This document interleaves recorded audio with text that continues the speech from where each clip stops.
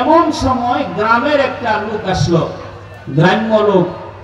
সেই লোকটা আসিয়া কোনো ভূমিকা নাই, রাসূল করিম সাল্লাল্লাহু আলাইহি ওয়াসাল্লামের কাছে আসিয়া বলেন, ইয়া রাসূলুল্লাহ, ইয়া হাবিবাল্লাহ, আমি একজন গ্রামের লোক, গ্রাম থেকে এসেছি আপনার কাছে, এমন একটি উপদেশ আমাকে দিবেন যে উপদেশের কারণে আমি জান্নাতে যাইতে পারি, জাহান্নাম থেকে বাঁচতে পারি। গ্রামের মানুষ সাদাসিধা আল্লাহর পয়গম্বরের কাছে বললেন, ওগো সরকার, আমাকে এমন একটা আমলের কথা বলবেন যে আমলটা করলে আমি জাহান্নাম থেকে বাঁচতে পারি, নিজেকে জান্নাতে প্রবেশ করাইতে পারি। আল্লাহর রাসূল সাল্লাল্লাহু আলাইহি ওয়াসাল্লাম গ্রামের সাহাবীকে বললেন, শোনো, এক নম্বর তোমার আমল হইল আল্লাহ তাআলার ইবাদত করবা, আল্লাহর সাথে কাউকে শরীক করবা না। আল্লাহর রাসূল বলেন, আল্লাহর ইবাদত করবা, আল্লাহ রাব্বুল আলামিনের সাথে কাউকে শরীক করবা না। কারণ কোন ব্যক্তি যদি সাধারণ আমল করে যাইতে পারে, পয়গম্বর বলেন, সে যদি আল্লাহর সাথে শরীক না করে তো সে আল্লাহর তৈরি জান্নাতের মধ্যে প্রবেশ করবে। সাহাবীকে আল্লাহর পয়গম্বর বললেন, এক নম্বর তুমি আল্লাহর ইবাদত করবা, আল্লাহর সাথে কাউকে শরীক করবা না। যথার্থ সময় মতো তুমি ফরজ নামাজটা আদায় করবা। যদি তোমার মাল নির্ধারিত যাকাতের বিধানের জায়গায় পৌঁছে যায়, হিসাব করে করে তুমি যাকাত আদায় করবা। রমজানুল মুবারকের রোজা রাখবা। নবীজি এই কয়েকটি বড় বড় আমলের কথা বলে দিলেন। সাহাবী বলেন, ওগো সরকার, আমি আর নসিহত শোনার প্রয়োজন নাই, আমি চলে গেলাম।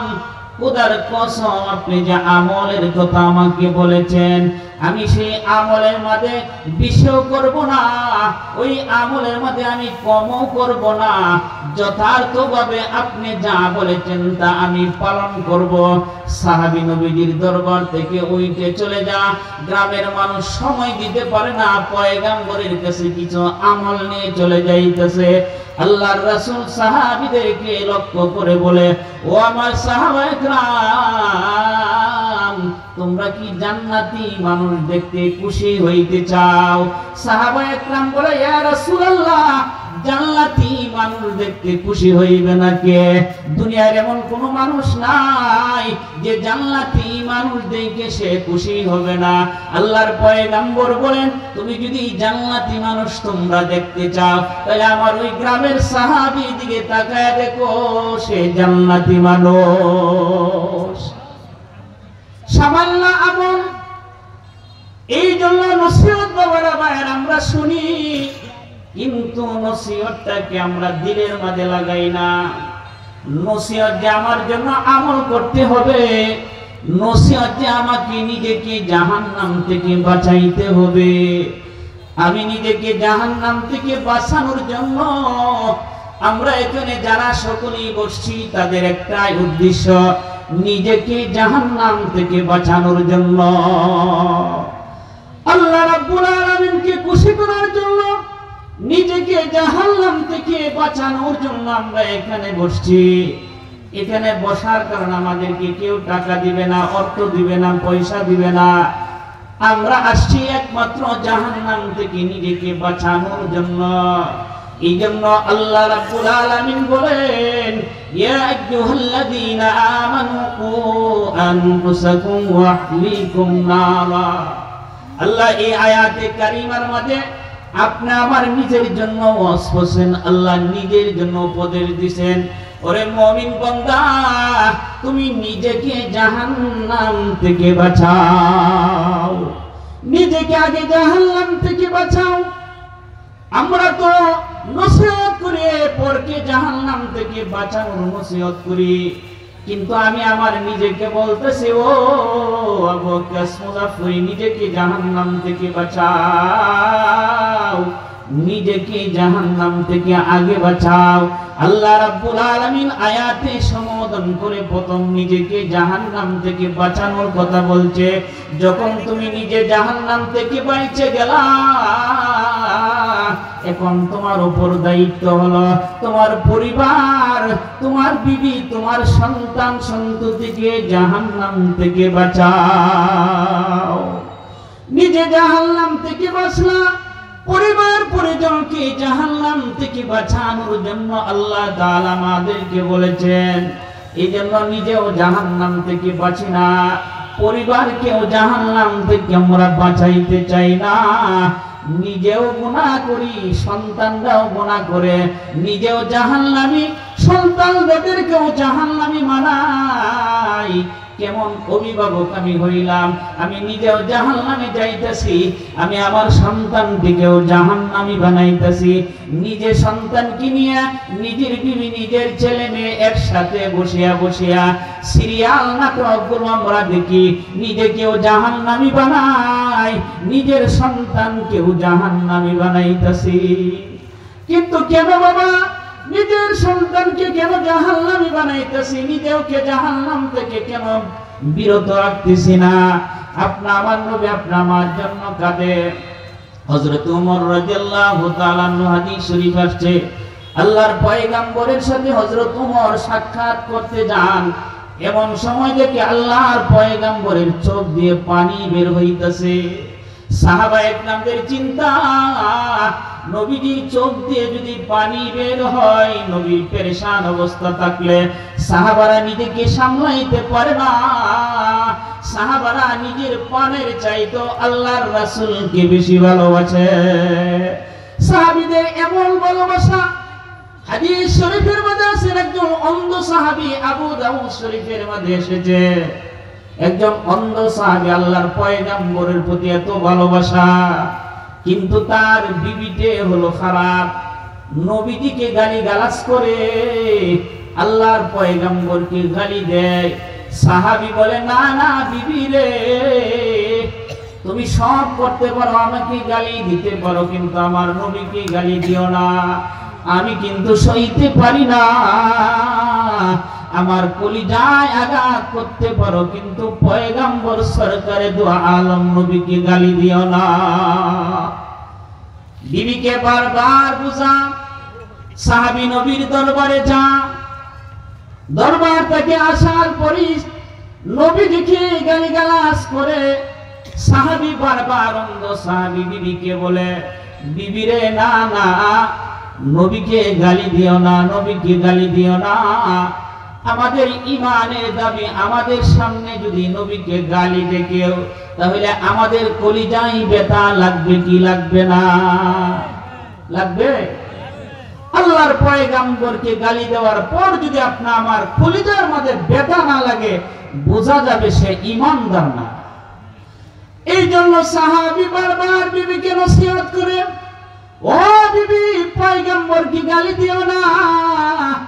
কিন্তু বিবি বারবার নবীকে গালি দেয়। অন্ধ স্বামী, সে স্বামীকে খেয়াল করে না, ও অন্ধ, সে প্রহার করলে আর কি করবে? আমাকে যদি লাঠি ওটা বাড়ি দেওয়ার সাথে সাথে যে সময় বাড়ি ওঠাবে আমি দৌড় মারবো, সে তো আর দেখবে না। তখন স্বামী সাহাবী রাত্রে যখন ঘুমিয়ে যা, আল্লাহর পয়গম্বরের গালি আর তার সহ্য হয় না। রাত্রে শোয়ার সময় একটা দাঁড়ালো ছুরি হাতে নিল, উভয় পাশ দিয়ে সন্তান শুয়ে রয়েছে। রাত্র যখন গভীর হয়ে গেছে, সাহাবী, অন্ধ সাহাবী নবীরে গালি দেয়, বিবি আর এই বিবিরে রাখবো না, দুনিয়াতে রাখবো না। অন্ধ সাহাবী টার্গেট করিয়া ছুরি হাতে নিয়া স্ত্রীকে পেটের মধ্যে এমন জোরে আঘাত করছে যে আঘাতের এক আঘাতে স্ত্রী দুনিয়া থেকে বিদায়। শরীরের মধ্যে চতুর্দিক রক্ত বের হচ্ছে। উভয় পাশে যে দুইটে সন্তান ছিল, ওই সন্তানটেও রক্তের বইরে গেছে তাদের শরীরে। সকালবেলা সংবাদ, এই ঘরের মধ্যে সংবাদ আসলো যে কে যেন তার বিবিকে, অন্ধ সাহাবীর বিবিকে হত্যা করে ফেলছে। সন্তানরা রক্তাক্ত হয়ে গেল। আল্লাহর পয়গম্বর মসজিদে নববীতে সকালবেলা সাহাবীদেরকে লক্ষ্য করে বলে, ও আমার সাহাবায়ে কেরাম, ওই যে আমার অন্ধ সাহাবার বিবিকে হত্যা করেছে, তোমরা কি কেউ জানো? কারো পক্ষ থেকে আওয়াজ আসে না। আবার আল্লাহর পয়গম্বর বললেন, তৃতীয়বার এই অন্ধ সাহাবী উঠে দাঁড়ায়া গেলেন, চোখের পানি ছেড়ে ছেড়ে বলে বলে, পয়গম্বর, ওটা আমার বিবি, আমি আমার বিবির নিজ হাতে খুন করিলাম। কেন তুমি খুন করিলা? সাহাবী বলেন, ইয়া রাসূলুল্লাহ, ইয়া হাবিবাল্লাহ, আমার ওই বিবি আমি বড় মহব্বত করি, বিবিরে বড় ভালোবাসি। আমি তো অন্ধ সাহাবী, বিবিকে ভালো না বাসলে আর কাকে ভালোবাসবো? কারণ জীবন সঙ্গীন হলো আমার বিবি ছাড়া তো আমার আর কেউ নাই। কিন্তু আপনাকে গালিগালাজ করে বারবার আমি আপনার কথা বলি, না না বিবি, আমার সামনে আমার নবীর গালি দিও না, আমি কিন্তু সইতে পারি না গো পয়গম্বর। বারবার গালি দেয়, আমি উপদেশ দিই, নসিহত করি, কিন্তু সে গালি বলে না। বারবার আপনাকে গালি দেয়, ও গো পয়গম্বর, আপনাকে গালি দেওয়া নবীর দুশমনকে আমি আর রাখবো না। এই জন্য আমি আমার বিবিকে নিজ হাতে হত্যা করলাম। আল্লাহর রাসূলের সামনে যখন সাহাবী হত্যার কথা বলে দিলেন, সরকারে তো আলম নবী ঘোষণা দিয়ে দিলেন, এই যে মহিলার রক্ত বের হয়েছে, এই রক্তের জন্য কোনো দিয়ত দিতে হবে না, এই রক্তের জন্য কোনো দিয়তের প্রয়োজন নাই। কারণ দুশমনে রাসূলকে হত্যা করেছে, তার রক্তের কোনো মূল্য নাই। এই জন্য সাহাবায়ে কেরাম আল্লাহর নবীজির চেহারার মধ্যে যদি একটু দেখতেন, চেহারাটা নবীজির একটু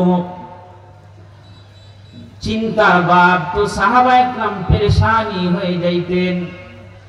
আল্লাহর রাসূল একদিন সাহাবীদেরকে বলতেছে, ও সাহাবায়ে কেরাম, অমুক এলাকার আমাদের একজন লোক আছে, আমাকে গালিগালাজ করে, আমি নবীকে কষ্ট দেয়, তোমাদের কেউ আছো গো তাকে শায়েস্তা করার জন্য? তোমাদের মধ্যে কেউ আছো?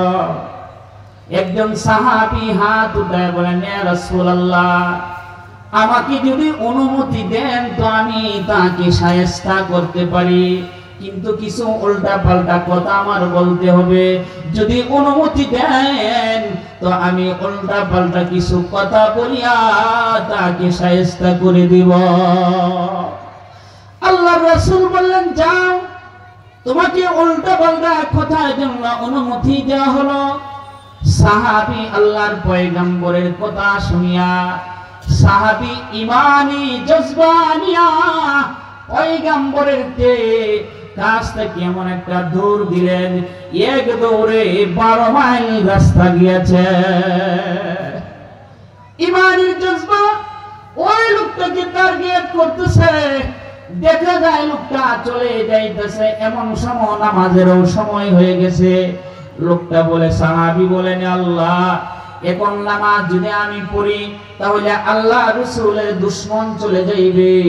ওগো আল্লাহ, যুদ্ধের ময়দানে যেমন ভাবে সাহাবায়ে কেরাম নামাজ আদায় করত, একদল সাহাবা নবীজির সাথে নামাজে দাঁড়াইতো, আর একদল সাহাবা শত্রুদের সামনে মোকাবেলার জন্য থাকতো, আবার এক রাকাত করে আবার চলে যাইতো।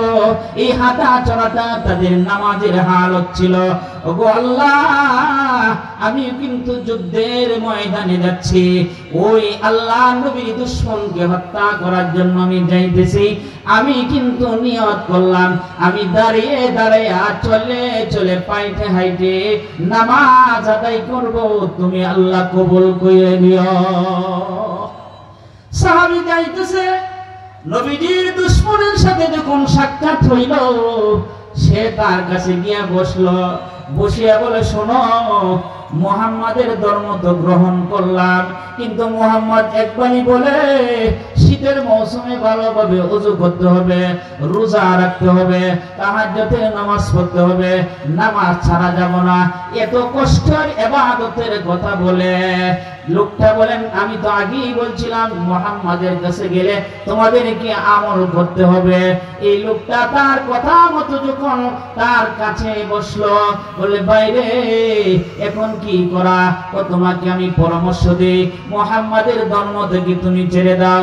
এখানে মুহাম্মাদের ধর্মে থাকলে তোমার কষ্ট হইতে হবে। এক পাকে গল্পর সাথে সাথে বলে, এ ভাই তোমার যে হাতের তলোয়ারটা কোমরে, এই তলোয়ারটা এত বড় সুন্দর দেখা যায়, বড় চমৎকার দেখা যাইতেছে। ওহ দেখো তোমার তলোয়ারটা, আমার তলোয়ারটা দেখো কত সুন্দর দেখা যায়। সাহাবী তলোয়ারটা হাতাইতেছে আর গল্প করিতেছে। এই গল্পর ফাঁকে এক পর্যায়ে নিজে ওই লোকের তলোয়ারটা সাহাবী হাতাইতেছে এক পর্যায়ে তার মাথার মধ্যে তুলিয়া এমন জোরে তলোয়ার দিকে আঘাত করলো। আঘাত করিয়া কাল্লাটা দেহ থেকে আলাদা করিয়া কাল্লা হাতে নিয়া পয়গম্বরের দরবারে দৌড় দিছে। আল্লাহর নবীজির দরবারে দৌড় দিছে। আল্লাহর রাসূলের কদম মুবারকের সামনে দুশমনের কাল্লা যখন নবীজির সামনে ছেড়ে দিলেন, আল্লাহর পয়গম্বর তখন আপনার খেজুরের ডাল হাতে নিয়ে লড়াচড়া করতেছিলেন। আল্লাহর পয়গম্বর ওই দুশমনের কাল্লা দেখিয়া, মাথা দেখিয়া নবীজি খুশি হয়ে গেলেন। সাহাবীকে বললেন, ও সাহাবী বলো তুমি কি চাও, আমার কাছে কি চাও তুমি বলো। সাহাবী বলে, আমি কিছুই চাই না ও রাসূলুল্লাহ, আপনার চেহারার মধ্যে যে আপনার চেহারা ছিল চিন্তাযুক্ত, আর আমি কাল্লা সামনে দেওয়ার সাথে সাথে আপনার চেহারার মধ্যে যে হাসিটা আমি দেখছি, আপনার চেহারার আনন্দটা আমার অন্তরটা ভরে গেছে, আমি আর কিছু চাই না। আল্লাহর রাসূল বলেন, সাহাবী বলো তুমি কি চাও। এখন সাহাবী বলেন, ইয়া রাসূলুল্লাহ আপনার হাতে যে খেজুরের ডালটা আছে ওই ডালটা আমাকে হাদিয়া দেন। আল্লাহর রাসূল বলে, একটা নগণ্য খেজুরের ডাল, এই ডাল দিয়ে তুমি কি করবা। সাহাবী বলেন, ইয়া রাসূলুল্লাহ এই খেজুরের ডালটা আমি যত্ন করে রাখবো, আমি আমার সন্তানদেরকে বলে দিব, ওরে সন্তানরা যেদিন আমি ইন্তেকাল হয়ে যাইব, যেদিন আমাকে কবরে রাখবা, ওই পয়গম্বরের হাতের খেজুরের ডালটা আমার কাফনের ভিতরে বইরে দিবা। কিয়ামতের কঠিন ময়দানে আপনার লক্ষ লক্ষ উম্মত থাকবে, কোটি কোটি উম্মত থাকবে, আপনি একটাও চিনতে পারেন। আমি ওই ডালটা হাতে নিয়ে বলবো, ওগো পয়গম্বর আমি হলাম ওই যে দুশমনের কাল্লা নিয়ে আপনাকে আনন্দিত করেছিলাম। সামান্য একটা খেজুরের ডাল উসিল্লা বানায় নিলেন। এই জন্য বলতেছিলাম বাবারা, হযরত ওমর রাসূলের কাছে আসলেন। রাসূল বড় চিন্তিত অবস্থা, পেরেশানির হালত। আল্লাহর পয়গম্বর কাঁদতেছিলেন। আল্লাহর রাসূল সাল্লাল্লাহু আলাইহি ওয়াসাল্লাম বলেন, আল্লাহর রাসূলকে হযরত ওমর বলেন, ইয়া রাসূলুল্লাহ আপনি কেন ক্রন্দন করেছিলেন গো, আমি কি জানতে পারি, আপনার কান্নার কারণটা কি জানতে পারি। আল্লাহর রাসূল বলে, কাঁদছি এই জন্য রে সাহাবা আমার, শোনো আল্লাহ রাব্বুল আলামিন কোন মুসলমান যদি কালমা তৈবা পাঠ করে সে বাধ্যকতা অবলম্বন করে, কালমা পড়েছে এমন একজন সাদা দাড়ি হয়েছে, বৃদ্ধ হয়েছে, এই বৃদ্ধকে আল্লাহ তাআলা ঘোষণা দিয়েছেন কালমা তৈবার হালতে যে বার্ধক্য হয়েছে, বৃদ্ধ হয়েছে, এই বৃদ্ধকে আল্লাহ জাহান্নামে জ্বালাইতে আল্লাহ লজ্জাবোধ করে। এই জন্য আমি কাঁদতেছি হে ওমর, যে বৃদ্ধকে বার্ধক্য হওয়ার কারণে আল্লাহ তাআলা লজ্জাবোধ করে, সেই বৃদ্ধ কেমন করে গুনাহ করতে লজ্জাবোধ করে না। সে বৃদ্ধ কেন গুনাহ করতে লজ্জাবোধ করে না, এই জন্য আমি কাঁদতেছি যে বৃদ্ধ কালমায় তৈবার হালতে সে বার্ধক্য হয়েছে, ইমানের হালতে সে বার্ধক্য হয়েছে। আল্লাহ তাকে শাস্তি দিতে লজ্জা করে, কিন্তু ওই বুড়া কেন আর গুনাহ করতে আল্লাহকে লজ্জা বোধ করে না? এই জন্য বাবারা ভাইয়েরা আমার গুনাহ ছাড়তে হবে। আল্লাহ রাব্বুল আলামিন আপনি আমাকে যে হায়াতের জিন্দেগিতে পাঠাইছে, আল্লাহ কিন্তু আমাদেরকে গোলামির জন্য পাঠাইছে।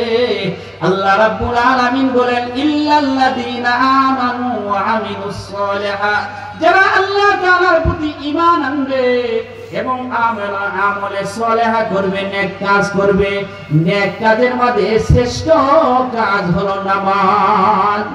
নেক কাজের মধ্যে শ্রেষ্ঠ কাজ হলো নামাজ। ওই নামাজটা যদি একা একা ছাড়া জামাতে হয়, সেই জামাতে নামাজ পড়া আরো সওয়াব বেশি। এজন্য আমরা তো জামাতের অবহেলা করি, নামাজ পড়ি ঠিকই, কিন্তু জামাতের গুরুত্ব আমাদের মধ্যে কম। কিন্তু পয়গম্বর জামাতের গুরুত্ব কেমন ছিল? আল্লাহর রাসূল সাল্লাল্লাহু আলাইহি ওয়াসাল্লাম আম্মা জান আয়েশা রাদিয়াল্লাহু তাআলা আনহা বর্ণনা করে, আল্লাহর পয়গম্বর অসুস্থ হয়ে গেলেন, ইয়াশারের নামাজের সময় হয়ে গেছে। সাহাবায়ে کرام নবীর পিছে নামাজ পড়ার জন্য অপেক্ষা করতেছিল। আল্লাহর পয়গম্বর এমন অবস্থা যে নবীজি নামাজ পড়াতে পারবেন না, এমন অসুস্থ। সাহাবায়ে کرام বলেন আল্লাহর পয়গম্বরের পিছে শেষ নামাজটা পড়ে যায়। নামাজের রাতের সময় ইয়াশারের সময় বিলম্ব হয়ে যাইতেছে। আল্লাহর পয়গম্বর আম্মা জান আয়েশাকে বলে, ও আয়েশা, সাহাবায়ে کرام কি নামাজ পড়ে ফেলছে? না না সরকার নামাজ পড়ে না, এখনো আপনার অপেক্ষায় বসে আছে। আল্লাহর রাসূল বলেন, ও আয়েশা, আমাকে এক গামলা পানি দাও, গামলার মধ্যে পানি রাখো। হযরত আয়েশা বলেন, আমি গামলার মধ্যে পানি রাখলাম। পানি রাখিয়া আল্লাহর পয়গম্বর গোসল করলেন, নামাজে যাবেন। আল্লাহর পয়গম্বর গোসল করে নামাজের দিকে রওনা হবেন, এমন অবস্থা আল্লাহর পয়গম্বর বেহুশ হয়ে পড়ে যায়। নবীজি বেহুশ হয়ে গেছেন। হাদিসের মধ্যে আসছে আল্লাহর নবী যখন আবার হুশ হইলেন, সর্বপ্রথম হুশ হওয়ার পরেই নবীজি বলেন, সাহাবায়ে کرام কি নামাজ পড়ে ফেলছে? আম্মা জান আয়েশা বলে, না না পয়গম্বর নামাজ পড়ে না। নবীজি বলে, এক গামলা পানি আনো। নবীজি গামলা, আম্মা জান আয়েশা গামলাতে পানি রাখলেন। নবীজি আবার গোসল করলেন, আবার নামাজে জামাতে নামাজ পড়ানোর জন্য নবীজি ওঠার চেষ্টা করলেন। আবার আমার নবী বেহুশ হয়ে পড়ে গেলেন। আল্লাহর রাসূল যখন বেহুশ হয়ে পড়ে যান, আবার নবীজি হুশ হইলেন। হুশ হওয়ার পরে সর্বপ্রথম নবীজি জিজ্ঞাসা করে, সাহাবায়ে کرام কি নামাজ পড়ে ফেলছে? না না পয়গম্বর নামাজ পড়ে না। আল্লাহর পয়গম্বর বলেন, গামলায় পানি রাখো। আম্মা জান আয়েশা বললেন, আমি পানি রাখলাম। পয়গম্বর আবার গোসল করলেন। গোসল করিয়া নামাজের জন্য জামাতে নামাজে যাইবেন, এমন সময় আবার নবী বেহুশ হয়ে যায়। এই রাসূল করিম সাল্লাল্লাহু আলাইহি ওয়াসাল্লাম নামাজের জামাতের কত গুরুত্ব ছিল। আমাদের নামাজে জামাতের গুরুত্ব নাই। নামাজ পড়ি ঠিকই, কিন্তু জামাতের গুরুত্ব আমাদের কম। এই জন্য নামাজের মধ্যে আল্লাহর রাসূল সাল্লাল্লাহু আলাইহি ওয়াসাল্লামের সাহাবা হযরতে আবু দারদা রাদিয়াল্লাহু তাআলা আনহু একদিন ঘরের মধ্যে প্রবেশ করলেন, বড় রাগান্বিত অবস্থা। বিবি জিজ্ঞাসা করলেন, ও প্রাণের স্বামী, আজকে কেন আপনার চেহারার মধ্যে এত রাগ? আবু দারদা বলেন, দেখলাম মানুষ এখন অসংখ্য মানুষ জামাতে নামাজ ত্যাগ করে ফেলছে, কারণ উম্মতি মুহাম্মাদের পরিচয়ই হলো জামাতে নামাজ পড়া। আল্লাহর রাসূল সাল্লাল্লাহু আলাইহি ওয়াসাল্লাম, আল্লাহর রাসূল বলেন, আল্লাহ আমাকে সুনানুল হুদা দিয়ে পাঠাইছেন জামাতে নামাজ পড়ার জন্য। নবীজি বলেন, জামাতে নামাজ পড়া সুন্নাত। যে এই সুন্নাতকে ত্যাগ করলো, সে যতই বড় হোক না কেন, জামাতে নামাজ পড়া সুন্নাত। এই সুন্নাতকে যে ত্যাগ করলো, রাসূল বলেন, সে পথভ্রষ্ট হয়ে মারা যাবে, সে গোমরা পথভ্রষ্ট হয়ে মারা যাইবে। এই জন্য জামাতে নামাজ অসংখ্য গুরুত্ব। এই জন্য নামাজ আমরা পড়ব তো জামাতের সাথে নামাজগুলো আপনারা আদায় করব। সাহাবী আব্দুল্লাহ ইবনে মাসউদ, বুখারীর বর্ণনায় এসেছে, আব্দুল্লাহ ইবনে মাসউদ রাদিয়াল্লাহু তাআলা আনহু আপনি আমার রাসূলকে জিজ্ঞাসা করেন, ইয়া রাসূলুল্লাহ, আল্লাহর কাছে পছন্দনীয় সবচেয়ে শ্রেষ্ঠ আমল কোনটা? আব্দুল্লাহ ইবনে আব্বাস রাসূলের কাছে যখন জিজ্ঞাসা করলেন, আল্লাহ রাসূল বলেন, ওরে আব্বাস, আল্লাহর কাছে পছন্দনীয় আমল হচ্ছে সময় মতো নামাজ আদায় করা। এক নম্বর, সময় মতো আপনি আমার জন্য নামাজ আদায় করা আল্লাহ তাআলার কাছে যে পছন্দনীয় আমল। দুই নম্বর, রাসূল বলেন বিররুল ওয়ালিদাইনে, মাতা পিতার সেবা করা, মাতা পিতার সাথে ভালো আচরণ করা। জীবিত থাকলেও ভালো আচরণ করতে হবে, মরার পরেও ভালো আচরণ করতে হবে। জীবিতর আচরণটা আমরা বুঝি, কিন্তু মরার পরে যে মাতা পিতার সাথে ভালো আচরণ করতে হবে এটা আমরা না অনেকেই জানি না। এই জন্য আল্লাহর পয়গম্বরের একজন সাহাবী ছিলেন আবু উসাইদ রাদিয়াল্লাহু তাআলা আনহু বলেন, আমরা নবীজির পাশে বসা ছিলাম, এমন সময় বনি সালমার একজন গোত্রের লোক আসিয়া আল্লাহর পয়গম্বরকে বলেন, ওগো সরকার, আমার বাবাও নাই, আমার মাও নাই, দুনিয়া থেকে বিদায় হয়ে গেছে। আমার মা বাবা বিদায় হওয়ার পরে আমি সন্তান হিসেবে আমার মাতা পিতা আমার কাছে কোনো অধিকার প্রাপ্য পায় কিনা? দেখেন কেমন সন্তান, মা বাপ ইন্তেকাল হয়ে গেছে, ইন্তেকালের পরে নবীজির কাছে আসিয়া বললেন, ইয়া রাসূলুল্লাহ, আমার মা বাপ উভয়জন দুনিয়া থেকে বিদায় হয়ে গেছে, তো বিদায় হওয়ার পর দুনিয়া থেকে চলে গেছে, তো আমি সন্তান হিসাবে আমার মাতা পিতা কি আমার কাছে কোনো প্রাপ্য আছে কিনা, আমার মাতা পিতা কি আমার কাছে কোনো অধিকার পাওনা আছে কিনা? যদি থাকে তাহলে বলে দেন যেন আমি আমার মাতা পিতার প্রাপ্যটাকে পূরণ করতে পারি। সুবহানাল্লাহ। আল্লাহর পয়গম্বর বলে, এ সাহাবী শোনো, তোমার মা বাপ দুনিয়া থেকে বিদায় হয়ে যাওয়ার পরেও তুমি সন্তান হিসাবে তোমার উপর 5টা হক থাকে। তার কার মা বাপ নাই হাত উঠান। সোজা রাখেন, যাদের মা বাপ আছে তারাও শুইনে রাখবেন, যাদের দুনিয়া থেকে বিদায় হয়ে গেছে তারাও শুইনে রাখবেন। আপনা আমার বাবা মা দুনিয়া থেকে বিদায় হওয়ার পরেও আমি সন্তান হিসাবে নবীজি বলে তোমার উপর 5টা দায়িত্ব থাকে, ওই দায়িত্বগুলো তুমি পালন করবা। সাহাবীকে আল্লাহর পয়গম্বর বলেন, প্রথম নম্বর দায়িত্ব হলো তুমি তোমার মাতা পিতার জন্য আল্লাহর কাছে কল্যাণের দোয়া করবা। 1 নম্বর, নবীজি বলেন তোমার মাতা পিতা দুনিয়া থেকে বিদায় হয়ে গেছে, তো তার জন্য তুমি কল্যাণের দোয়া করবা। কি দোয়া তুমি করবা? তুমি তো জানো না মাতা পিতার জন্য তুমি কি কল্যাণের দোয়া করবা।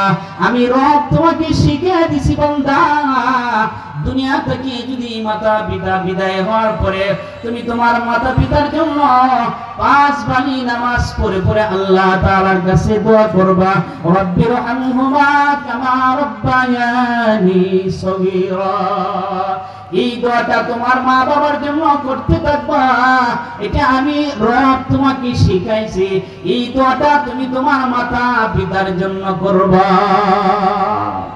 আল্লাহর রাসূল 2 নম্বর নবীজি বলেন তুমি তোমার মাতা পিতার জন্য আল্লাহ তাআলার কাছে ইস্তিগফার করবা। আল্লাহ তাআলার কাছে মাতা পিতা গুনাহগার, এই দুনিয়াতে থাকতে তারা অবশ্যই অপরাধ করে ফেলছে, সেই অপরাধের জন্য তুমি সন্তান মাতা পিতার অপরাধের জন্য আল্লাহর কাছে ক্ষমা চাইতে থাকো। মাতা পিতা দুনিয়াতে থাকতে অপরাধ করেছে, অন্যায় করে ফেলছে, রবের কাছে তুমি ক্ষমা চাও। মাতা পিতার জন্য তুমি ক্ষমা চাইতে থাকো, মা বাবার জন্য আল্লাহর কাছে বলতে থাকো, রব আমার মা বাপ যদি দুনিয়াতে থাকে কোনো অপরাধ করে থাকে, আমি সন্তান হিসেবে মওলা তোমার কাছে আবদার জানাইতেছি, প্রার্থনা করিতেছি, আমার মা বাপকে তুমি মাফ করে দাও। এইভাবে আল্লাহ তাআলার কাছে দোয়া করা। কারণ তুমি সন্তান, কত অপরাধ তুমি করেছো, বাবা সামনে গিয়া সমস্ত অপরাধ মাথায় নিয়া সন্তানটাকে নিয়ে এসেছে, আর তুমি রবের কাছে তার জন্য দোয়া ইস্তেগফার করবা। হাদিসের মধ্যে সরকারে দো আলম নবী বলেন, কিছু মানুষের কবরের মধ্যে মর্যাদা বৃদ্ধি হইতে থাকবে, কবরের মধ্যে মর্যাদা বাড়তে থাকবে। লোকটা ডাক দিয়া বলবে, আল্লাহ আমার কবরের মধ্যে কেন এত মর্যাদা বাড়তেছে? আল্লাহ তাআলা বলবেন, ও বান্দা, তোমার সন্তান তোমার জন্য ইস্তেগফার করিতেছে, তোমার সন্তান তোমার জন্য দোয়া করিতেছে, এই জন্যই তোমার কবরের মধ্যে মর্যাদা বাড়তেছে। আল্লাহর রাসূল সাল্লাল্লাহু আলাইহি ওয়াসাল্লাম বলেন, হাসরের ময়দানে মানুষ যখন উঠবে যাইবে, তো তার পিছনে পাহাড়ের মতো প্রহর থাকবে, সওয়াব দেখা যাবে। লোকটা ডাক দিয়ে বলবে, আল্লাহ এত সওয়াব আমি করি না, এত সওয়াব আমি দুনিয়াতে কামাই না। কারণ কবরের মধ্যেও যদি কোনো মানুষ নামাজ পড়ে, কোটির কোটির রাকাত যদি নামাজ পড়ে, কোটিবার যদি কোরআনুল কারীমের খতম করে, তাহলে সরিষা দানা পরিমাণ সওয়াব হবে না। মওলা এত সওয়াবের, এত পাহাড় পরিমাণ সওয়াব কোথায় থেকে আসলো? আল্লাহ তাআলা বলবে, ওরে বান্দা, তোমার সন্তানরা, তোমার আপনজনরা, তোমার বন্ধু বান্ধবরা তোমার জন্য দোয়া পাঠাইছে, মাদ্রাসার মধ্যে দোয়া করাইছে, উলামায়ে কেরামদের কাছে দোয়া চাইছে। এই দোয়ার একটা অংশ তোমার কবরে বসতে বসতে তোমার সব পাহাড় সম পরিমাণ হয়ে গেছে। এই জন্য কিতাবের মধ্যে আসছে, মালিক ইবনে দিনার রাহমাতুল্লাহি আলাইহি একদিন জুমার রাতে কবরের পাশে গেলেন, দেখে কবরের পাশে নূর পড়তেছে, নূর নাজিল হইতেছে। এই নূর নাজিল হওয়ার সাথে সাথে মালিক ইবনে দিনার উচ্চ সুরে বলেন, আল্লাহু আকবার। মনে হয় আল্লাহ তাআলা এই সমস্ত কবরবাসীদেরকে আল্লাহ মাফ করে দিয়েছে। অদৃশ্য থেকে আওয়াজ আসলে, ওরে মালিক, না না রে মালিক, মাফ না, সেটা মুমিন মুত্তাকিন বান্দার 2 রাকাত নামাজের হাদিয়া। মুমিন মুত্তাকিন 2 রাকাত নামাজ পড়িয়া আমার রবের কাছে বলছে, আল্লাহর কাছে বলছে, আল্লাহ